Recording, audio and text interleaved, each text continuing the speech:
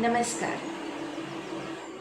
राम कथा के मानस मर्मज्ञ आदरणीय श्री मदन मोहन त्रिपाठी जी, जिन्हें हम सब बाबूजी कहते हैं, कृष्णा शिक्षण संस्थान के संस्थापक, उत्कृष्ट शिक्षक, भागवत पुराण के आध्यात्मिक व्याख्याकार, प्रेरणास्पद प्रवक्ता एवं अन्य विधाओं में पारंगत हैं। बाबूजी के द्वारा अत्यंत सरल एवं सहज भाव से मानस रहस्यों की प्रवचन माला प्रस्तुत कर रहे हैं। आइए सोपान करें राम कथा का स्वयं बाबूजी के मुखार बिंदु से। जय श्री राम। रामचंद्र की जय, पवन सुत हनुमान की जय। कर्पूर गौरम करुणावतारम संसार सारम भुजगेन्द्रहारम सदा वसंतम हृदयारविंदे भवानी सहितं नमामि। कृष्णचंद्र भगवान की जय। यं ब्रह्मा वरुणेन्द्र रुद्र मरुतस्तुवन्तु दिव्यैस्त्वैरवेदैः साङ्गपदक्रमोपनिषदैर्गायन्ति यमसामगा। ध्यानावस्थित तदगतेन मनसा पश्यन्ति यमयोगिनो यश्चान्तं न विदुः सुरासुरगणा देवाय तस्मै नमः। राम कथा मंदाकिनी चित्रकूट चितचारु तुलसी सुबक सनेह सिय रघुवीर बिहार। जिहि यह कथा सुनई नहीं होई चरण कहे सुन जोई। कथा अलौकिक सुनहि ज्ञानी कहिया चरण बस जानी। राम कथा नीति रचनाई हसी प्रदीप मन माही। नाना भांति राम अवतारा रामायण सतकोटि अपारा। रचि महेश निज मानस राधा आई सुजान सिंहासन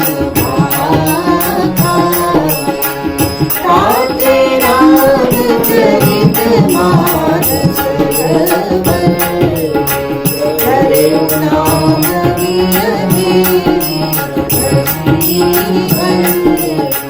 मंगल भवन मंगलहारी। प्रभु दशरथ अजित बिहारी प्रभु दशरथ अजित बिहारी। हमारे प्रिय साधकों, भक्तों, एक बड़ा अच्छा अवसर आया है कि हम आज श्री रामचरितमानस में वर्णित और वाल्मीकि रामायण में वर्णित जो श्री राम के चरित्र चित्रण को की चर्चा करेंगे। आइए हम एक बार छोटी सी कहानी से शुरू करते हैं। एक बालक करीब यही 3 साल या 4 साल के बीच में रहा होगा, खेल रहा था। जंगल में उसके माता पिता एक कुटिया बना करके रह रहे थे। पीछे वो खेलते खेलते कुछ दूर चला गया। एक भीलनी जो निसंतान थी वहां पर पहुंची और बालक भी कुछ अपने घर का पता नहीं लगा पा रहा था, रो रहा था। भीलनी ने उस बालक को अपने गोदी में लिया, पुचकारा, चलो मैं ले चलता हूं तुम्हारे माता पिता के पास। और लेकर के भीलनी वो चली गई अपने घर। क्रमशः वह बालक भूलता चला गया अपने माता पिता को, और उसके माता और पिता यही भीलनी और भीलनी के पति हो गए। देखिए किस तरह से एक संस्कार बदलता है। कहां वो पर्णकुटी में रहने वाला सन्यासी और कहां भीलने के यहां रहने वाला वो बालक, वहां पल रहा है, जन्म कहां ले रहा है। संस्कारों का इतना बड़ा असर होता है। धीरे धीरे जो भीलनी का व्यवसाय था, जो भीलनी का चरित्र था, भील का चरित्र था, वो इस बालक ने अख्तियार कर लिया। और अब उसका काम हो गया लोगों से लूटपाट करना, लोगों का धन छीन लेना, आवश्यकता पड़े और नहीं देने पर उसकी हत्या कर देना। यही हो गया उसका जीवन। अब जिस बालक की बात कर रहे हैं उसका नाम रख लिया उन लोगों ने, शायद आप इशारा समझ गए होंगे, उसका नाम था रत्नाकर।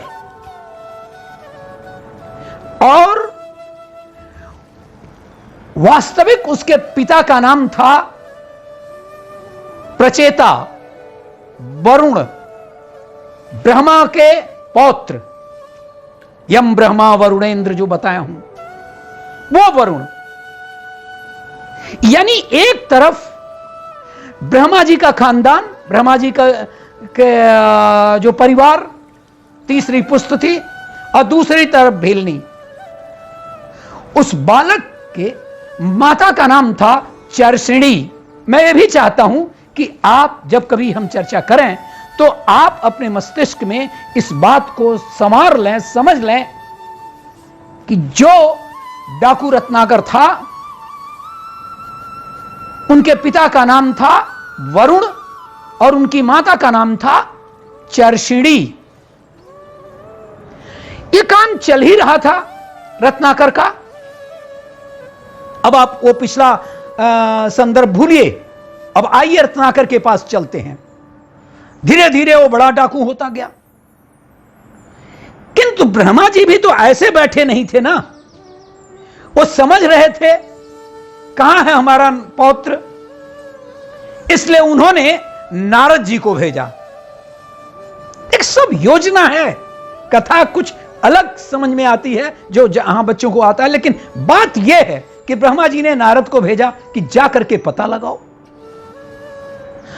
और वो जब जैसे ही सामने जाते हैं वो बोलते था, खबरदार आगे मत बढ़ो, जो कुछ भी है वहीं दे दो, नहीं तो साधु महाराज तुम्हारी हत्या कर दी जाएगी। अरे भाई मेरे पास तो इस तुमड़ी के अलावा कुछ नहीं है, क्या ले सकते हो तुम? कहा मैं जानता हूं साधु लोगों के पास बहुत पैसा रहता है, दे दो भाई, कुछ है तो नहीं, लेकिन एक बात बताओ, फिर जो भी करना ऐसा करो कि मेरा हाथ पांव बांध दो इस पेड़ से, और तुम जाओ, जा करके अपने माता पिता, अपनी पत्नी से जा करके घर पर पूछो कि ये जो अर्जन कर रहे हो पाप का, क्या वे लोग इसका बंटवारा करेंगे? जो कुछ भी लूट रहे हो वो तो बंटवारा कर रहे हैं, क्या पाप का भी बंटवारा करेंगे? क्यों नहीं करेंगे? मेरी माता है, मेरे पिताजी हैं, बहुत अच्छे हैं, मुझे बहुत प्यार करते हैं, तो जाओ पता लगाओ। गया वो और पूछा। ये इतिहास, ये कथा कहानी आप लोग जानते हैं, केवल शीघ्रता से मैं ले रहा हूं। और जब गया तो उन्होंने कहा, अरे मैंने तुमको भेजा था कमाने के लिए, मुझे क्या पता था कि तू इस तरह से पाप की कमाई करता है। वही बात माता, वही बात पत्नी, आसमान से गिर गया वो रत्नाकर। सब आज तक जो भी कार्य किया सब बेकार। कोई नहीं माता, कोई नहीं पिता, कोई नहीं पत्नी। आकर के दौड़ा दौड़ा जब वापस आता है तो सीधे आकर के और नारद जी के चरणों में गिर जाता है कि मुझे क्षमा करें और मुझे वो प्रकार बताएं, वो तरीका बताएं कि मैं किस तरह से अब इस पाप से मुक्त हूं। उन्होंने कहा कोई बात नहीं है, तुम राम राम जपो। अब वो तो जिंदगी भर ये मृत्यु का सौदागर था, वो मरा मरा होने लगा, लेकिन कैसा भी हुआ राम का नाम आया। अगर 10 बार आप मरा मरा कहिए तो 9 बार राम आएगा। और वो रत्नाकर जाकर के एक पहाड़ पर गुफा में रह करके और कठोर साधना करने लगा। एक बार नारद जी आए, सोचे देखें क्या है, सचमुच में कुछ तपस्या कर रहा है ये, इसके वृत्ति थी लूटने की। लेकिन समझ लीजिए कि जो व्यक्ति एक बार बुरे काम में फंस जाता है, यदि वो चिंतन कर ले, यदि उसके अंदर जुनून आ जाए, तो बड़े बड़े साधुओं को भी वो पीछे छोड़ देता है। पूरा शरीर उसका चींटियों से भर गया, दीमक से भर गया। वो आए, देखे कहां है वो, यहीं तो बतला करके गया था बैठा करके। जब देखे तो उन्होंने कहा कि अरे, हटाए धीरे धीरे तो वो तो रत्नाकर था, बदल गया था रत्नाकर। वो उसकी वृत्ति बदल गई थी, उसकी साधना बदल गई थी, उसका जुनून बदल गया था। उन्होंने कहा अब रत्नाकर मर गया, अब वो रत्नाकर नहीं रहा और तुम्हारा आज से नाम पड़ेगा वाल्मीकि। संस्कृत में उस दीमक को कहते हैं वाल्मीकि। अब तुम्हारा नाम पड़ेगा वाल्मीकि। अब वाल्मीकि हो गए। कालांतर में उन्हें भगवान वाल्मीकि कहलाया जाने लगा। एक बार वो नदी के किनारे पर गए, वहां स्नान किए, वापस अपने गुफा के पास लौटे। पर्णकुटी बना चुके थे, वहां पर लौटे। जब लौटते हैं तो देखते हैं जो सारस पक्षी है उसी को थोड़ा सा परिमार्जित रूप में उसको कहते हैं क्रौंच पक्षी। तो क्रौंच का एक जोड़ा सृजन की क्रिया में था और एक बहेलिया शिकारी आकर के उसने बाण चलाया और बाण चलाया तो नर क्रौंच की हत्या हो गई, नर क्रौंच मर गया। अरे वो तड़प गया। जो आदमी हमेशा ही अपने जवानी भर लोगों को मारता था, कत्लेआम करता था, वो उसका हृदय इतना द्रवित हो गया,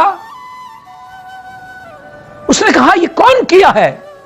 और अचानक में उसके मुंह से एक श्लोक निकल गया, मां निषाद प्रतिष्ठाम तम गमः शाश्वती क्रमा यत क्रौंच मिथुना एकम अवधि काम मोहितम। काम मोहित जो क्रौंच का एक जोड़ा था, रे पापी, रे हत्यारे, वो तो सृजन में लगे हुए थे, तुमने उसकी हत्या क्यों किया? नारद जी ने हमसे श्री राम की बात बताया है, उनके पास भी धनुष बाण, लेकिन उन्होंने सदैव सृजन किया है, और एक तू धनुष बाण रखे हुए और इस तरह का काम किया।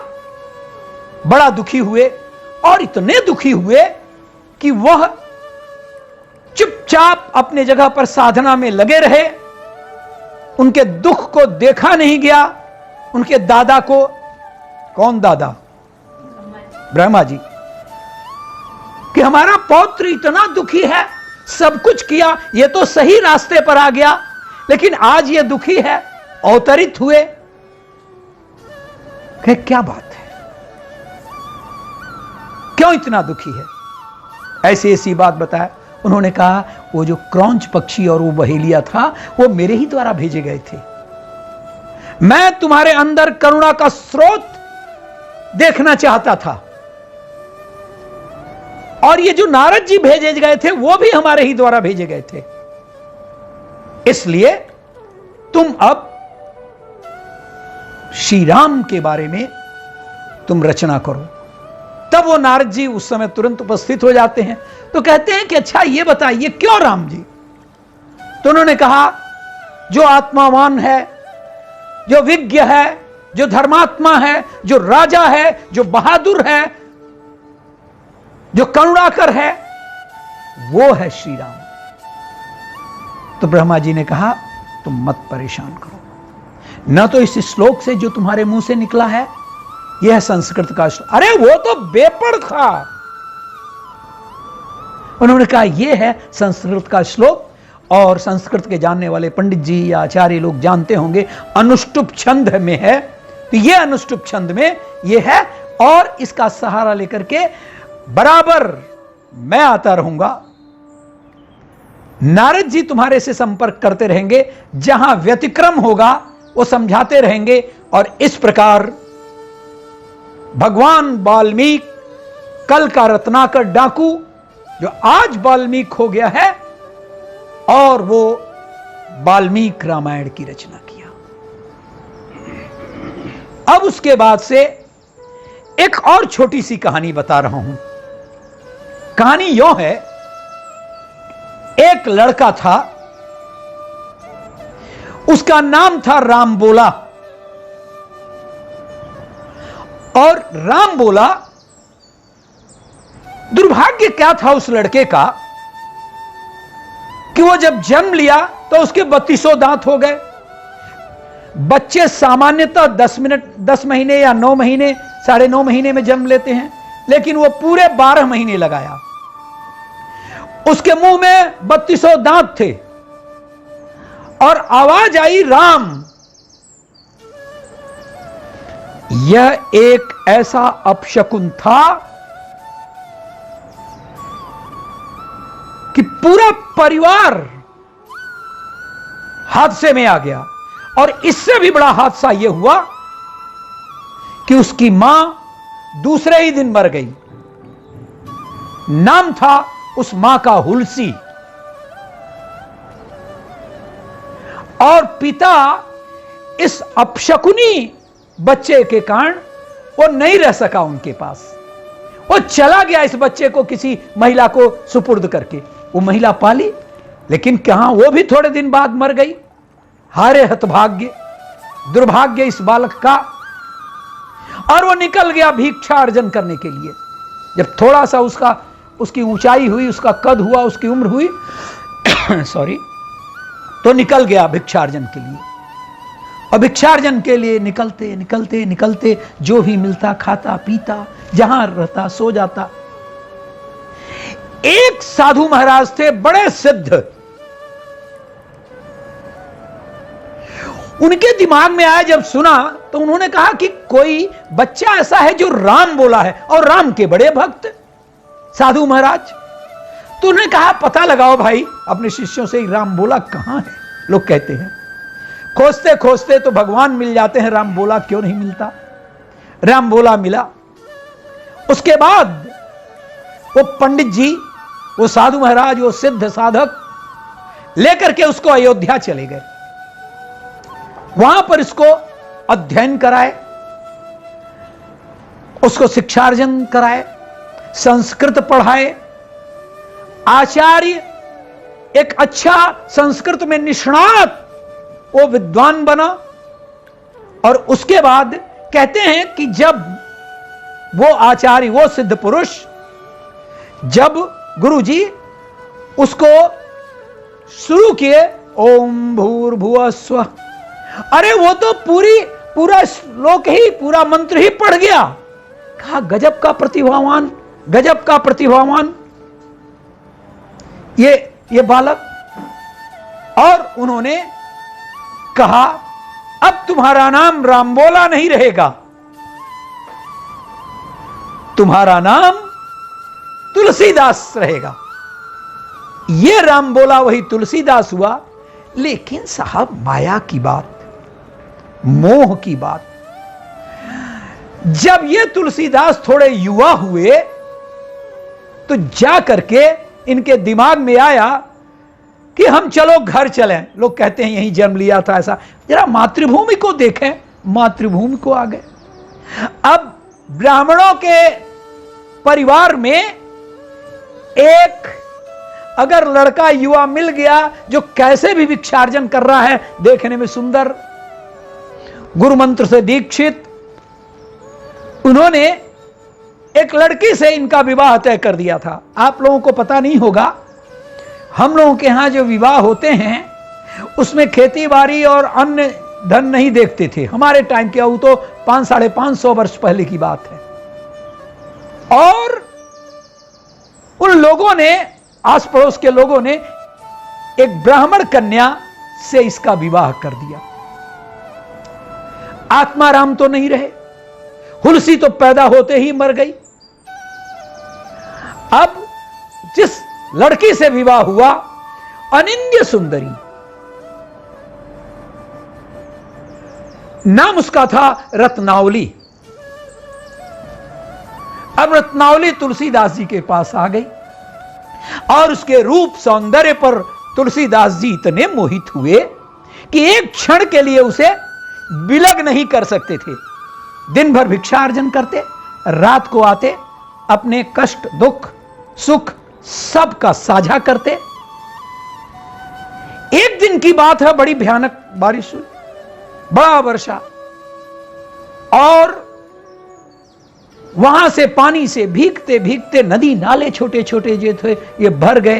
और जब पानी नहीं गिर रहा था तभी रत्नावली का भैया आया, तो उन्होंने कहा मैं भी चलूंगी, माता पिता को ज्यादा दिन हो गया देखने के लिए, चलो।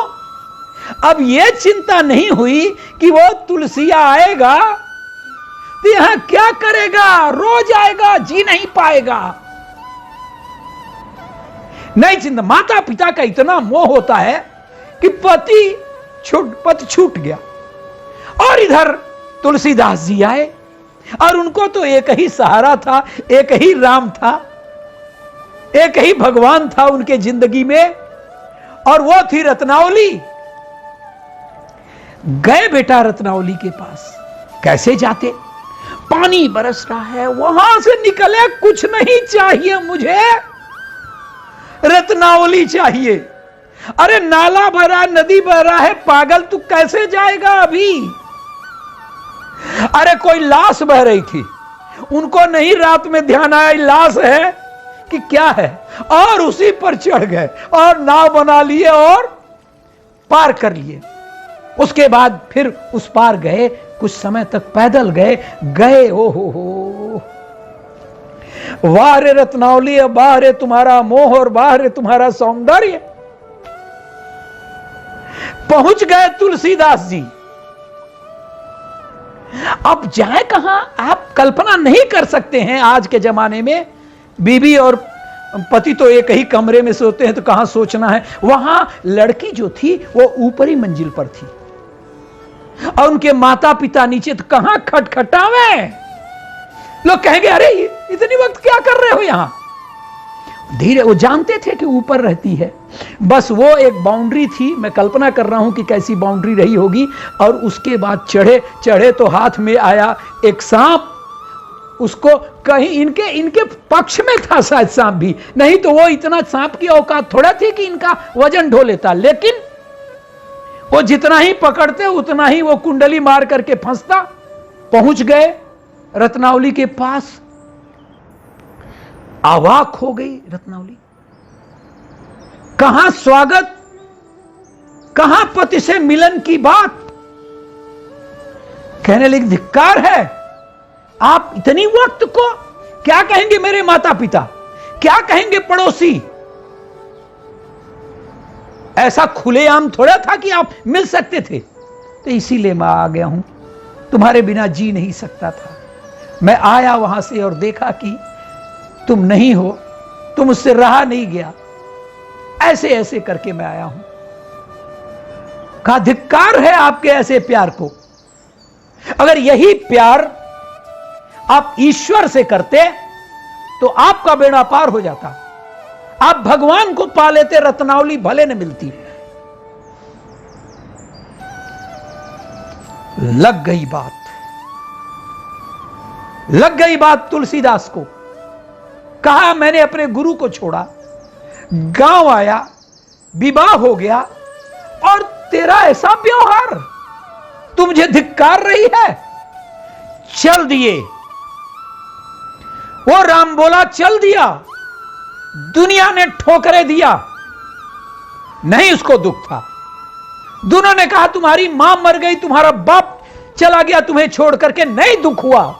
दुख हुआ रत्नावली से। इसलिए जो भी महिलाएं हैं या जब कभी भी हैं तो ये बात इसको ध्यान से रखें कि जो तुम्हें बहुत प्यार करता है उसको धिक्कारो नहीं, उसका अपमान मत करो, वो सबसे बड़ी प्रताड़ना होती है। और चल दिए और आकर के चित्रकूट में बैठ गए। चित्रकूट में जब बैठते हैं तो उसके बाद वो साधना करने लगते हैं। राम मंत्र तो उनके गुरुदेव ने दिया था, तो उन्होंने कहा कि जब धीरे धीरे तो उसके बाद से ये शुरू करते हैं मानस। तो लोगों ने पूछा ये क्या कर रहे हो? अरे संस्कृत में वाल्मीकि रामायण लिखा है तो संस्कृत में लिखो। और क्यों लिखो जब एक बार एक महान साहित्य उस पर रचा जा चुका है, क्यों लिखो? फिर तो उन्होंने कहा ठीक है मैं साधना करता हूं। हनुमान जी की साधना की है, हनुमान जी का दर्शन हुआ। फिर उसके बाद शंकर जी की साधना की है, शंकर जी का दर्शन हुआ। तो शंकर जी ने उनको बताया कि अच्छा ठीक है। तो लोग कह रहे हैं तो क्या सचमुच में शंकर जी का तुम्हारा दर्शन हुआ? कैसे हो सकता है? अरे तुम कोशिश करो तुम्हें भी होगा। हमारे तो शंकर जी मिले हैं।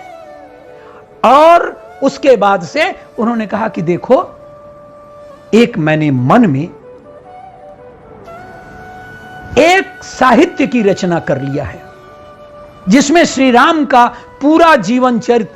तो श्री राम तो पैदा ही नहीं हुए थे तब जब शंकर जी इस साहित्य की रचना किए, तो कैसे उसकी रचना, कैसे उनके बारे में एक सोच सकते हैं? तो तुलसीदास जी ने कहा रे भोले, अरे जब भी कोई नाटक खेला जाता है तो उस नाटक को पहले लिखा जाता है। तो हमारे भोलेनाथ ने पहले नाटक को लिख लिया और तब उसका अभिनय हमें करवाना है। उसके बाद वही कहते हैं कि रच महेश निज मानस राखा। जो मैडम लोगों ने गाया है, क्या क्या गाया है कि रच महेश निज मानस राखा, पाई सुसमऊ शिवा सन भाखा, ताते रामचरित मानस बर, ताते रामचरित मानस भर, धरे उनाम ही हेरि हरि शहर। मैडम जरा इसको जरा गा दीजिए तो बड़ा सुंदर है ये। रचि महेश निज मानस राखा, पाई सुसमय शिवा सन भाखा, ताते रामचरित मानस भर, धरे उनाम ही